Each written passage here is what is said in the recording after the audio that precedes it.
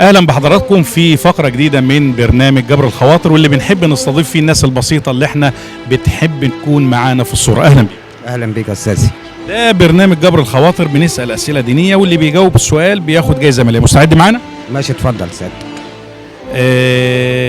اخوه سيدنا يوسف، سيدنا يوسف احد انبياء الله.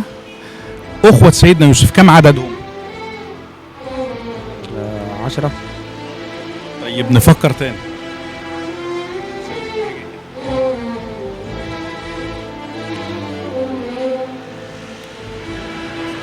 11 ماشي. كم عددهم؟ 11. متاكد؟ 11. انت كده كسبت معانا الجايزه. يا مرحبا، اهلا بيك. الجايزه دي عباره عن جايزه ماليه مقدمه من راعي البرنامج فاعل خير.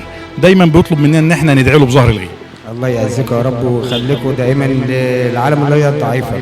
اللهم امين. الله يعزك يا رب. الفقره بتاعتنا دي اتذاعت، توافق ان احنا نذاعها؟ ماشي، اتفضل يا باشا، وربنا يخليكم لوجه الخير يا رب. اشكرك. اتفضل الجائزه بتاعتك.